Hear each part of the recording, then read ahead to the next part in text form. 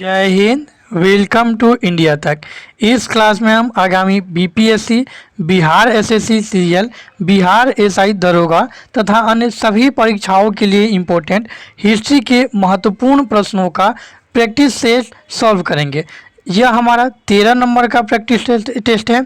अन्य सभी practice test हमारे यूट्यूब चैनल में ऑलरेडी अपलोडेड है। आप उन सबको इस वीडियो के डिस्क्रिप्शन में दिए गए लिंक से जाकर के देख सकते हैं।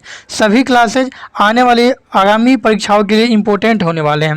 ये सभी प्रश्न वीवीआई क्वालिटी के हैं, इसलिए पूरे प्रश्न आप एक एक करके जरूर देखिएगा। इस वीडियो के देखने के बाद आप अपना 40 मार्क्स पक्का कर सकते हैं।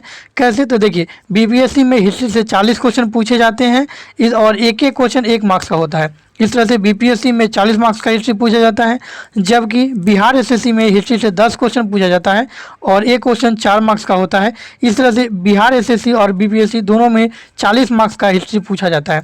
इस वीडियो को देखने के बाद आप 40 मार्क्स अवश्य ही पूरा कर पाइएगा। चलिए स्टार्ट करते हैं आज की क्लास को। इस क्लास में हम पहले एंशिएंट हिस्ट्री, फिर मेडाइवल हिस्ट्री तथा उसके बाद भारतीय स्वतंत्रता एवं मॉडर्न हिस्ट्री के प्रश्नों को देखेंगे। तो चलिए स्टार्ट करते हैं। पहला क्वेश्चन है, कनिष्क बौद्ध धर्म के किस संप्रदाय का अनुयायी था? कनिष्क बौद्ध धर्म के किस संप्रदाय का अनुयायी था? तो कनिष्क बौद्ध धर्म के महायान शाखा का अनुयायी था। तो इस तरह से आपको ये ध्यान रखना है कि जो कनिष्क था यह कुषाण वंश का था और यह बौद्ध धर्म के महायान शाखा का अनुयायी था। इसी के शासनकाल में, कनिष्क के ही शासनकाल में चौथी बौद्ध संगीति, कौन सी? चौथी बौद्ध संगीति का आयोजन कश्मीर के कुंडल वन में हुआ था। कश्मीर के कुंडल वन में हुआ था ईसा के प्रथम शताब्दी के आसपास।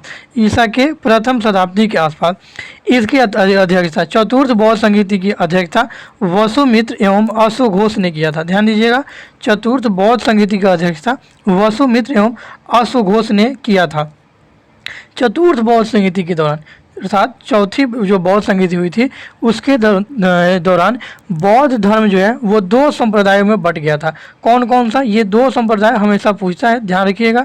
बौद्ध धर्म जो है चौथी बौद्ध संगीति के अंतर्गत 2 संप्रदाय हीनयान और महायान में विभाजित हो गया था।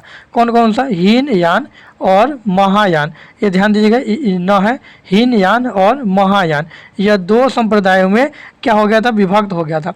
और इसी में से महायान संप्रदाय का था आपको कनिष्क, जिसने चौथी बौद्ध संगीति का आयोजन करवाया था कश्मीर के कुंडल वन में। आगे बढ़ने से पहले हम अन्य बौद्ध संगीतियों के बारे में भी देख लेते हैं। प्रथम बौद्ध संगीति का आयोजन राजगृह में 483 ईसा पूर्व में हुई थी। कब? 483 ईसा पूर्व में राजगृह में हुई थी और इसकी अध्यक्षता महाकश्यप ने की थी। किसने? महाकश्यप ने की थी। प्रथम बौद्ध संगीति का आयोजन जो है अजातशत्रु के शासनकाल में हुआ था। किसके? अजातशत्रु के शासनकाल में हुआ था। प्रथम बौद्ध संगीति के दौरान बुद्ध के उपदेशों को, बौद्ध के जितने भी बुद्ध द्वारा दिए गए उपदेश थे उन सबको शुद्ध पिटक तथा विनय पिटक में क्या किया गया था? संकलित किया गया था। तो प्रथम बौद्ध संगीति से आपको यह ध्यान रखना है कि यह राजगृह में आयोजित हुई थी 483 ईसा पूर्व में। इसकी अध्यक्षता महाकश्यप ने की थी। यह अजातशत्रु के शासनकाल के दौरान ही इसकी आयोजन हुआ था और इसमें बौद्ध धर्म के बुद्ध द्वारा दिए गए उपदेशों का शुद्ध पिटक एवं विनय पिटक में संकलन किया गया था। वैसे ही अगर आप दूसरी बौद्ध संगीति की बात कीजिएगा तो यह वैशाली में आयोजित हुई थी। कहाँ? वैशाली में आयोजित हुई थी 383 ईसा पूर्व में और इसकी अध्यक्षता सर्वकामी या सभाकामी ने किया था। और यह जो आयोजन हुआ था यह काला अशोक के समय में आयोजित हुआ था, द्वितीय बौद्ध संगीति। वैसे ही इस बौद्ध संगीति में बौद्ध धर्म को स्थावीर एवं महासांघिक 2 भागों में विभाजित हुआ था। तो द्वितीय बौद्ध संगीति जो था इसमें बौद्ध धर्म जो है स्थावीर एवं महासांघिक 2 भागों में विभाजित हुआ था। वैसे ही अगर आप तीसरी बौद्ध संगीति की बात करिएगा तो इसका आयोजन पाटलिपुत्र में, किसमें? पाटलिपुत्र में आयोजित हुआ था। इसका 251 ईसा पूर्व के आसपास अशोक के समय में। किसके? अशोक के समय में। और इसका जो अध्यक्षता थी, इसकी अध्यक्षता तीसरी बौद्ध संगीति की अध्यक्षता ये मेघालीपुत्तिस ने की थी। किसने? मेघालीपुत्तिस ने की थी। और इसी में अर्थात तृतीय बौद्ध संगीति में ही ये संघ भेद के विरुद्ध कठोर नियमों का प्रतिपादन एवं तीसरा पिटक अर्थात अभिधम पिटक की रचना की गई थी। किसके दौरान? तो तीसरी बौद्ध संगीति के दौरान तीसरा पिटक अभिधम पिटक की रचना की गई थी।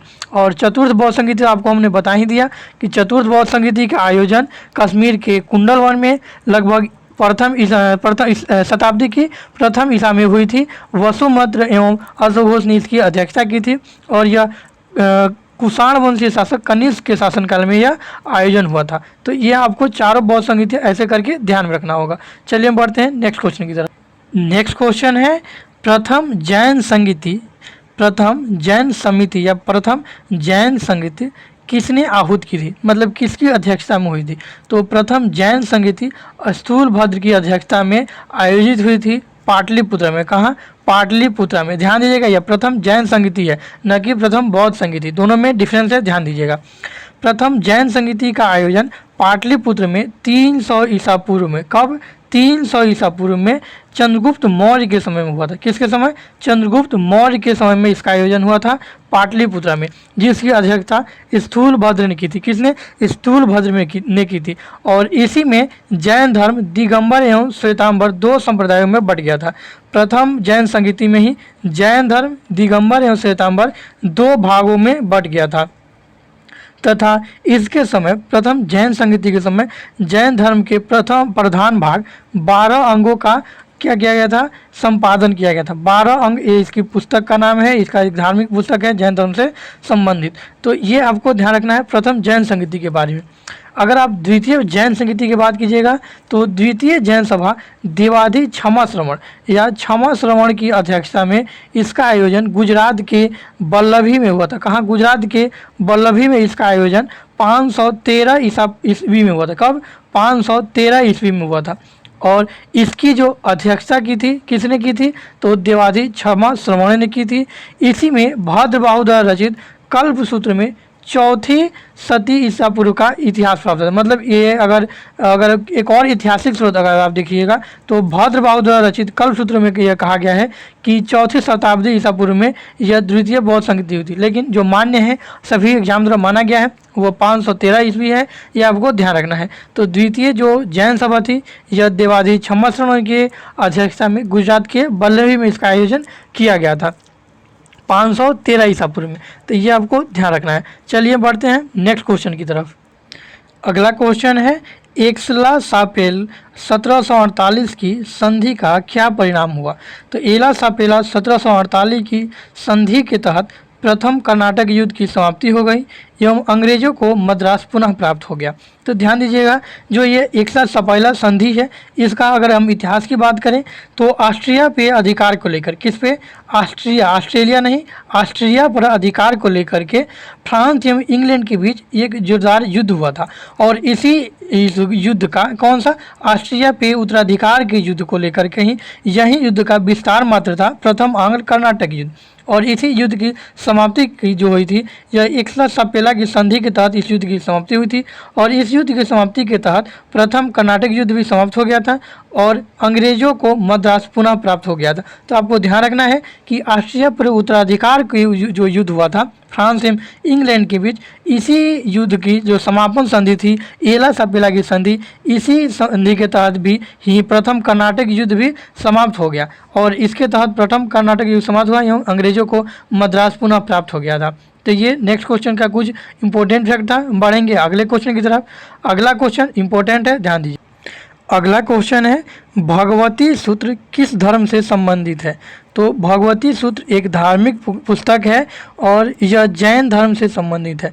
किससे? जैन धर्म से संबंधित है भगवती सूत्र। भगवती सूत्र की अन्य पुस्तकों या साहित्यों की बात करें तो भगवती सूत्र नहीं, जैन धर्म के अन्य पुस्तकों या साहित्यों की बात कीजिएगा तो इसके अन्य जो साहित्य हैं वो हैं आगम, अंग, उपांग। ध्यान दीजिएगा, आगम, अंग, उपांग। इस तरह से आप इसे याद भी कर सकते हैं कि जैन साहित्य कुछ इस प्रकार से हैं: आगम, अंग, उपांग, आदि पुराण, 14 पूर्वा। ध्यान दीजिएगा 14 पूर्वा। और इसके आगे आप जाइएगा तो कल्पसूत्र, भगवती सूत्र, अचरांग सूत्र। सूत्र 3 प्रकार के, कौन कौन से? देखिए जैन धर्म से संबंधित 3 सूत्र वाले बुक हैं, कल्पसूत्र, भगवती सूत्र, अचरांग सूत्र। और जो बुक हैं वे हैं आगम, अंग, उपांग, 14 पूर्वा कल्पसूत्र। तो ये आपको ध्यान रखने हैं ये जैन धर्म से संबंधित कुछ प्रमुख साहित्यिक पुस्तकों के बारे में। अगले क्वेश्चन की तरफ हम बढ़ेंगे।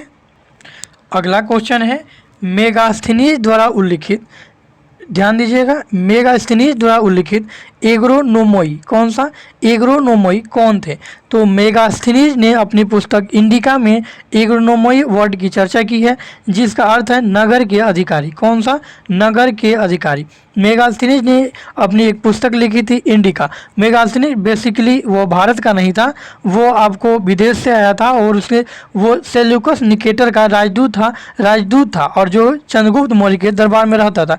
इसने मेगास्थनीज ने, ध्यान दीजिएगा, मेगास्थनीज ने इंडिका नामक पुस्तक की रचना की थी। किसकी? इंडिका नामक पुस्तक की रचना की थी, जिस पुस्तक में भारतीय समाज एवं नगरीय संरचना, क्या भारतीय समाज एवं नगरीय संरचना की विवरण है। इसने अर्थात मेगास्थनीज ने भारतीय समाज को 7 श्रेणियों में विभाजित किया था। कितने? 7 श्रेणियों में विभाजित किया था। ये श्रेणियां कौन कौन से थे? तो दार्शनिक, पहला था दार्शनिक, किसान, उसके बाद है अहीर, कारीगर, चौथा कारीगर, उसके बाद है सैनिक तथा निरीक्षक एवं सभासद। तो इस तरह से आपको मेगास्थनीज के बारे में इतने फैक्ट ध्यान रखने हैं। चलिए बढ़ेंगे हम अगले क्वेश्चन की तरफ। अगला क्वेश्चन है सीरिया का राजदूत कौन? सीरिया का राजदूत डायमेकस किस मौर्य शासक के दरबार में आया था? तो सीरिया का राजदूत डायमेकस मौर्य शासक बिंदुसार के दरबार में आया था। किसके? बिंदुसार के दरबार में आया था। बिंदुसार जो है वह चंद्रगुप्त मौर्य का पुत्र था एवं उसका उत्तराधिकारी था।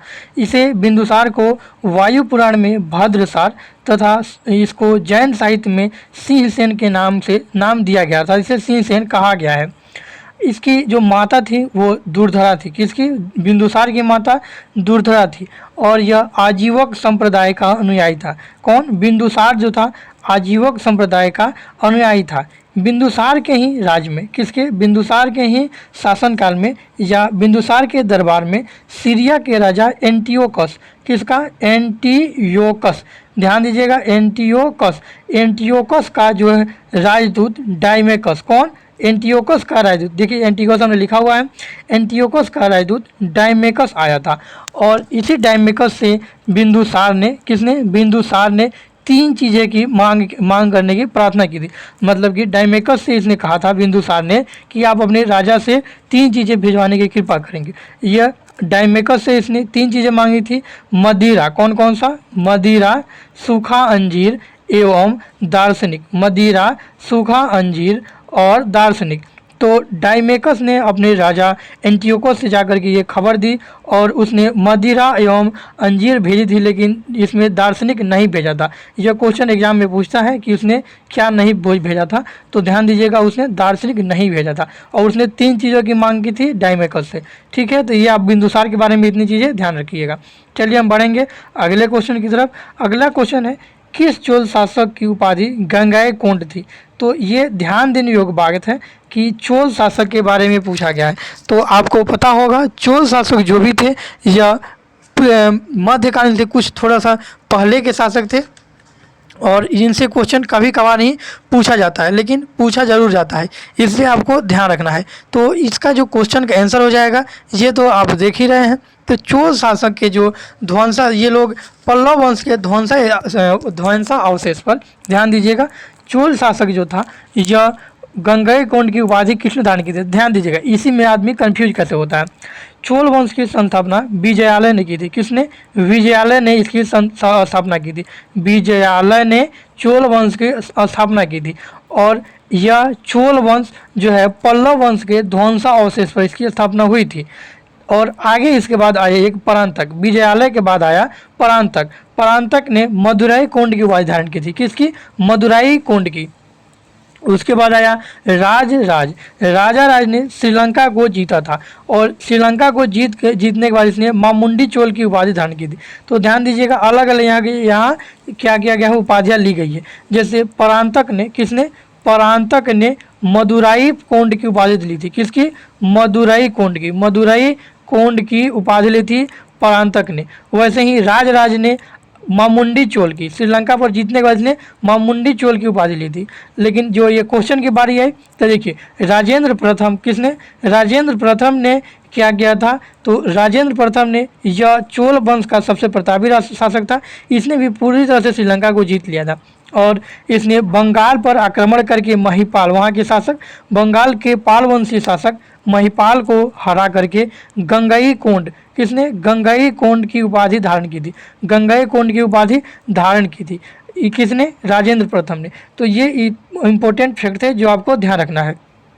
क्वेश्चन क्या था कि किस चोल शासक ने गंगईकोंड की उपाधि धारण की थी, तो राजेंद्र प्रथम ने गंगईकोंड की उपाधि धारण की थी बंगाल के शासक महिपाल को हरा करके। राजेंद्र प्रथम जो है, इससे ज़्यादा क्वेश्चन इसलिए पूछा जाता है क्योंकि यह चोल वंश का सबसे प्रतापी शासक था।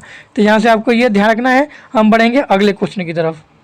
अगला क्वेश्चन है कुव्वतुल इस्लाम मस्जिद, कौन सा, कुव्वत उल इस्लाम मस्जिद का निर्माण किसने कराया था, तो कुव्वत उल इस्लाम मस्जिद का निर्माण कुतुबुद्दीन ऐबक ने करवाया था। कुतुबुद्दीन ऐबक ने अपने गुरु बख्तियार काकी की इजाज़त में कुतुबुल इस्लाम मस्जिद की स्थापना करवाई थी या निर्माण करवाई थी, जो कि वर्तमान दिल्ली में स्थित है। कुतुबुद्दीन ऐबक के बारे में अन्य फैक्ट की बात करें तो कुतुबुद्दीन ऐबक यह गुलाम वंश का संस्थापक था। कौन सा, गुलाम वंश का यह संस्थापक था। ध्यान दीजिएगा, गुलाम वंश का संस्थापक कौन था, कुतुबुद्दीन ऐबक था।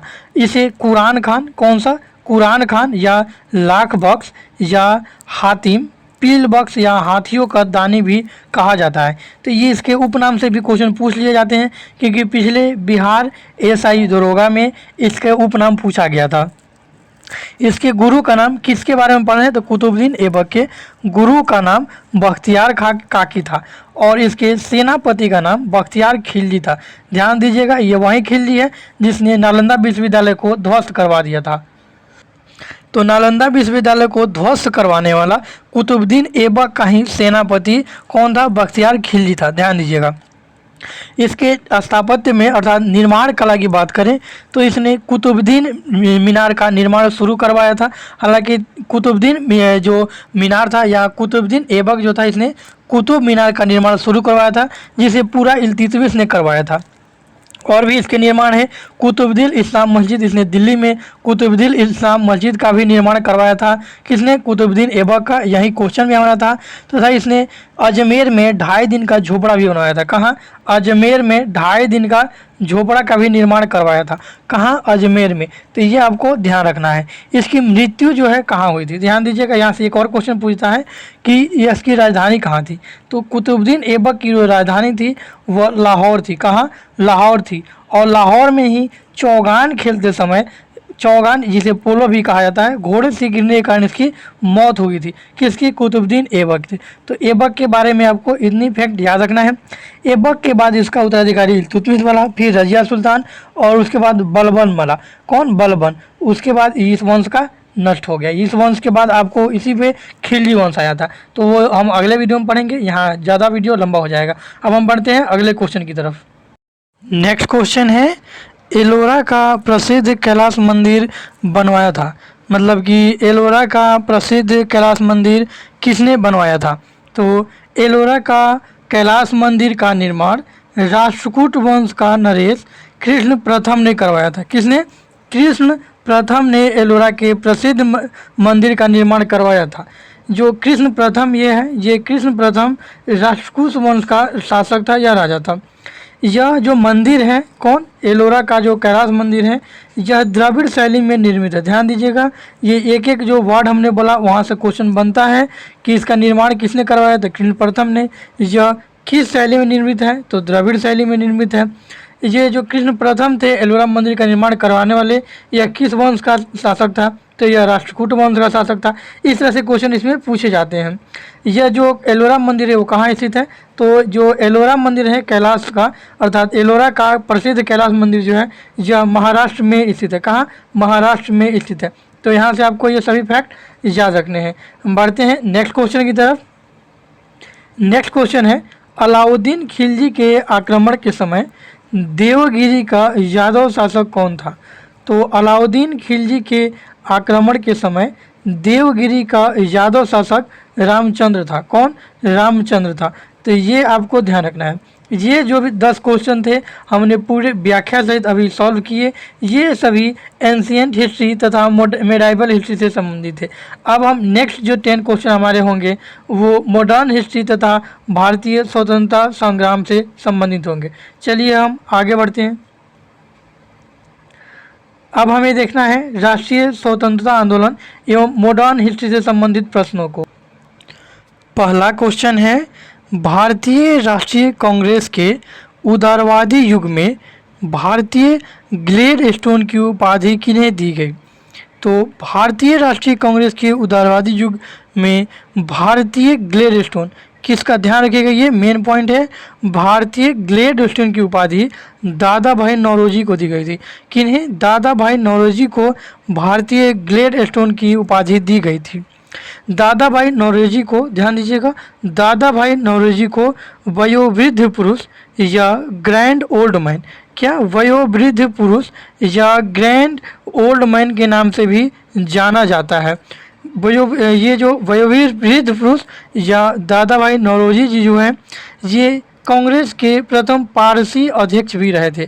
कौन? ध्यान दीजिएगा, कांग्रेस के प्रथम पारसी अध्यक्ष भी रहे थे और इन्होंने 1886 में कांग्रेस के कोलकाता अधिवेशन में इस कांग्रेस की अध्यक्षता की थी।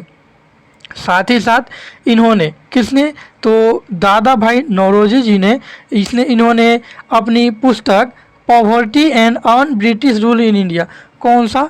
Poverty and un British rule in India में इन्होंने धन बहिर्गमन का सिद्धांत दिया था। कौन सा? धन बहिर्गमन का सिद्धांत। ये सबसे इम्पोर्टेंट क्वेश्चन है इनसे जुड़ा हुआ, जो कि हमेशा पूछा जाता है कि धन बहिर्गमन का सिद्धांत किसने दिया था ब्रिटिश काल में। तो ब्रिटिश काल में धन बहिर्गमन का सिद्धांत किसने दिया था? तो ये आपको हमेशा याद रखना है, दादा भाई नौरोजी जी ने दिया था। इनसे संबंधित ये जो इम्पोर्टेंट फैक्ट है इन्हें भी आपको याद रखना है। इन्हें दादा या वयोवृद्ध पुरुष भी कहा जाता है। इन्हें ग्लेडस्टोन की उपाधि भी दी गई थी। साथ ही ये प्रथम कांग्रेस के प्रथम पारसी अध्यक्ष भी रहे थे। इन्होंने ही धन बहिर्गमन या ड्रेन ऑफ वेल्थ का सिद्धांत दिया था। इनकी जो एक महत्वपूर्ण पुस्तक है वो poverty and un British rule in India है। तो इनसे संबंधित ये फैक्ट आपको याद रखने हैं। चलिए हम बढ़ेंगे नेक्स्ट क्वेश्चन की तरफ। नेक्स्ट क्वेश्चन इंपॉर्टेंट है। नेक्स्ट क्वेश्चन है, सुभाष चंद्र बोस ने स्वाधीन भारत की, ध्यान दीजिएगा, सुभाष चंद्र बोस ने स्वाधीन भारत की अस्थायी सरकार की गठन की घोषणा कब की थी? तो सुभाष चंद्र बोस जी ने स्वाधीन भारत की अस्थायी सरकार के गठन की घोषणा 21 अक्टूबर 1943 को की थी। कब? 21 अक्टूबर 1943 को इसकी गठन की घोषणा की थी। सुभाष चंद्र बोस के बारे में हम अन्य फैक्ट जान लेते हैं। इनका जन्म, किनका? तो सुभाष चंद्र बोस जी का जन्म 23 जनवरी 1897 को हुआ था। 23 जनवरी 1897 को कटक उड़ीसा में हुआ था। 1919 में इन्होंने क्या किया था? तो ध्यान दीजिएगा, 1919 में इन्होंने अब कलकत्ता विश्वविद्यालय से स्नातक की उपाधि धारण की थी। 1920 में सुभाष चंद्र बोस जी ने, कब? 1920 में इन्होंने भारतीय नागरिक सेवा परीक्षा उत्तीर्ण की थी तथा उसके बाद उन्होंने इसे छोड़ करके, भारतीय नागरिक सेवा छोड़ करके भारतीय स्वतंत्रता संग्राम में अपना योगदान देने के लिए कूद पड़े थे। इसी क्रम में 1938 में ये प्रथम बार कांग्रेस के हरिपुरा अधिवेशन में कांग्रेस के अध्यक्ष चुने गए तथा फिर से 1939 में कांग्रेस के त्रिपुरी अधिवेशन में, कब? कांग्रेस के त्रिपुरी अधिवेशन में पुनः वे कांग्रेस का अध्यक्ष चुने गए। लेकिन गांधी जी त्रिपुरी अधिवेशन में पट्टाभी सीतारमैया जी को कांग्रेस का अध्यक्ष बनाना चाहते थे। इस तरह से गांधी जी से हुए मतभेदों के कारण इन्होंने 1939 में कांग्रेस के अध्यक्ष पद से इस्तीफा दे दिया तथा अपने लिए अलग एक 1939 में ही फॉरवर्ड ब्लॉक की स्थापना की थी। उसकी फॉरवर्ड ब्लॉक की स्थापना की थी। तो ध्यान दीजिएगा, ये क्वेश्चन बहुत ही इंपॉर्टेंट हो जाता है कि सुभाष चंद्र बोस जी ने फॉरवर्ड ब्लॉक की स्थापना कब की थी? तो 1939 में की थी। साथ ही 1939 में फॉरवर्ड ब्लॉक की स्थापना के बाद 1940 में दंगा भड़काने के इल्ज़ाम में उन्हें जेल की सज़ा हो गई। कब? 1940 में इन्हें जेल की सज़ा हो गई। 1941 में ये फिर जेल से रिहा हुए और फिर जर्मनी चले गए। 1941 में जेल से रिहा हुए और जर्मनी गए जहाँ इनकी मुलाकात हिटलर से हुई थी। उसके बाद वे फिर वहाँ से जापान चले गए और जापान में इन्हें 4 जुलाई 1943 को, कब 4 जुलाई 1943 को इन्हें 4 जुलाई 1943 सुभाष चंद्र बोस को आज़ाद हिंद फौज, कौन सा आज़ाद हिंद फौज का इन्हें कप्तान बना दिया गया। तथा उसके बाद इन्होंने 21 अक्टूबर, कब 21 अक्टूबर 1943, जो कि डेट यहाँ दिया हुआ है, इस डेट को उन्होंने सिंगापुर में आज़ाद हिंद सरकार की स्थापना की घोषणा की थी, अर्थात स्वाधीन भारत सरकार की अस्थायी सरकार की गठन की घोषणा की थी 21 अक्टूबर 1943 में। तथा इन्होंने वहीं पे नारा दिया था जय हिंद तथा दिल्ली चलो। इसी बीच 1945 में क्या हो गया कि अमेरिका ने जापान पे बम गिरा दिया गया और ये जो थे इस समय उसी टाइम में उन्होंने जापान छोड़ करके भारत की तरफ आते समय इनके कामूसा के समय इनका विमान दुर्घटनाग्रस्त हो गया और 18 अगस्त 1947 को इनकी विमान दुर्घटना में मृत्यु हो गई, 18 अगस्त 1945 को। तो ये आज़ाद हिंद फौज के गठन और सुभाष चंद्र बोस से संबंधित कुछ इंपॉर्टेंट फैक्ट थे जिन्हें आपको याद रखना था। चलिए बढ़ेंगे हम अगले क्वेश्चन की तरफ। अगला क्वेश्चन है भारत की जनगणना। ध्यान दीजिएगा, भारत की जनगणना 1891 में जनगणना आयुक्त कौन थे? तो भारत की जनगणना 1891 में जनगणना आयुक्त गेट था। कौन? गेट था। अब जनगणना की बात आई है तो भारत में जनगणना की सबसे पहले जो शुरुआत हुई थी, इसकी शुरुआत 1872 में, कब 1872 में हुई थी, लॉर्ड मेयो के समय। किन के समय? 1872 में लॉर्ड मेयो के समय में भारत में जनगणना की शुरुआत हुई थी। ये आपको ध्यान रखना है कि लॉर्ड मेयो के समय शुरुआत हुई थी, लेकिन मेयो ने अधूरी जनगणना ही करवाई थी। उसके बाद 1881 में, कब 1881 में लॉर्ड रिपन के समय, किन के समय? रिपन के समय पहली बार पूर्ण जनगणना की गई थी। 1881 में रिपन के समय पहली बार पूर्ण जनगणना करवाई गई थी। तो यहाँ से ये दोनों फैक्ट आपको याद रखना है। वैसे ही 1921 को भारतीय जनगणना वर्ष में इसे भारतीय जनगणना का विभाजक वर्ष माना जाता है 1921 को। तो ये जनगणना से संबंधित ये फैक्ट आपको याद रखने हैं। अगला क्वेश्चन है इंडियन ओपिनियन पत्रिका के प्रथम संपादक कौन थे? तो इंडियन ओपिनियन पत्रिका गांधी जी द्वारा दक्षिण अफ्रीका में स्टार्ट की गई पत्रिका थी, जिसके प्रथम संपादक मनसुख लाल नजर थे। कौन? मनसुख लाल नजर थे। तो गांधी जी से संबंधित ये आपको फैक्ट याद रखने होंगे कि गांधी जी ने कौन कौन सा पत्रिका निकाला। अगर हम गांधी जी के अन्य फैक्ट के बारे में बात करेंगे तो ये बहुत लंबा हो जाएगा वीडियो, क्योंकि अकेले गांधी जी ही पूरे भारतीय स्वतंत्रता आंदोलन को घेरे हुए हैं। तो गांधी जी के बारे में हमने अलग से वीडियो बनाए हुए हैं, आप उन्हें जाकर के देख सकते हैं।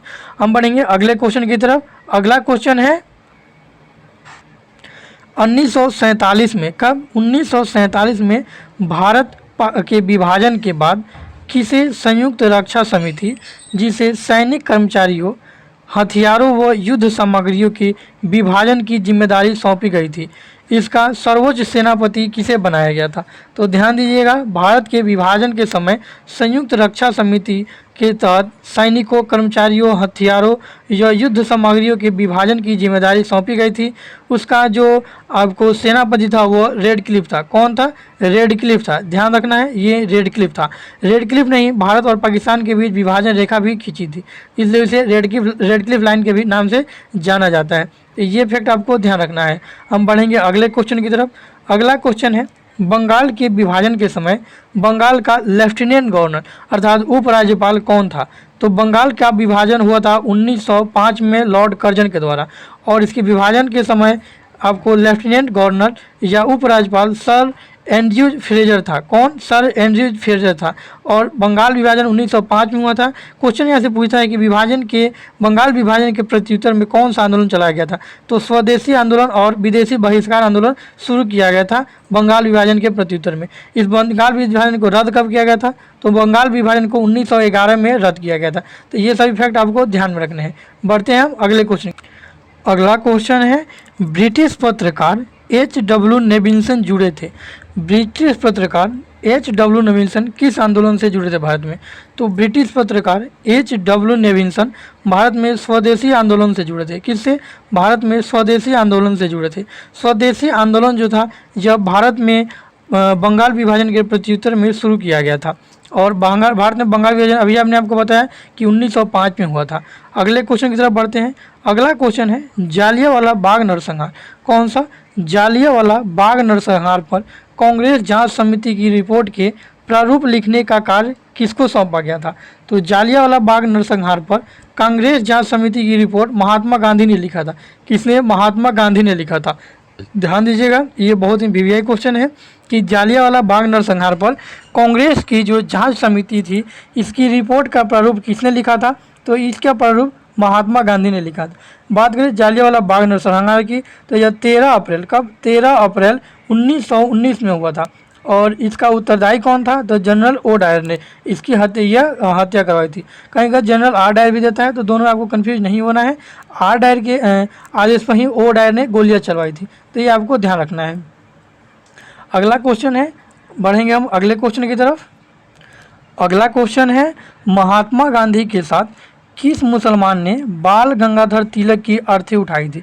तो महात्मा गांधी के साथ अली ब्रदर्स, कौन कौन से? शौकत अली तथा मोहम्मद अली, दोनों ने मिल करके बाल गंगाधर तिलक जी की अर्थी पे ध्यान देने योग्य बात यह है कि यह क्वेश्चन पूछा कहाँ से है। तो यह क्वेश्चन जब असहयोग आंदोलन की शुरुआत 1 अगस्त 1920 में हुई थी, तो इस आंदोलन की शुरुआत के प्रथम दिन ही बाल गंगाधर तिलक जी की मृत्यु हो गई थी। कहाँ? 1 अगस्त, मतलब असहयोग आंदोलन के शुरुआत के पहले दिन ही बाल गंगाधर तिलक जी की मृत्यु हो गई थी। तो इनकी मृत्यु से आहत हुए थे सभी लोग। और इसमें उसी समय खिलाफत आंदोलन चला था मुस्लिमों के द्वारा, जिसकी अगुवाई शौकत अली तथा मोहम्मद अली दोनों भाइयों ने किया था। और खिलाफत में हिंदुओं का समर्थन प्राप्त करने के लिए दोनों ने, शौकत अली तथा मोहम्मद अली ने बाल गंगाधर तिलक के अर्थी को कंधा दिया था।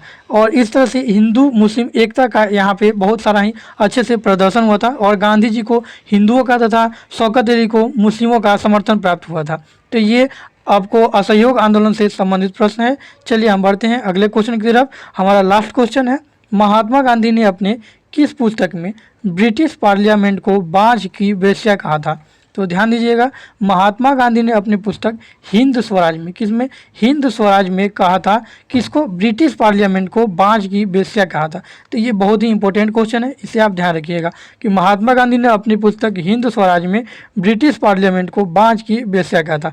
तो इस क्लास में इतना ही। हमने इस क्लास में प्राचीन भारत, मध्यकालीन भारत तथा भारत में स्वतंत्रता आंदोलन तथा मॉडर्न हिस्ट्री से प्रश्नों के देखा तथा उन सबका व्याख्या सहित हमने व्याख्या देने का प्रयास किया। हमारा ये प्रयास कैसा लगा आप हमें कमेंट करके जरूर बताइएगा। इस वीडियो में इतना ही। नेक्स्ट क्लास में हम भारतीय राजव्यवस्था से संबंधित प्रश्नों को देखेंगे। तब तक मिलते हैं हम नेक्स्ट क्लास में। जय हिंद।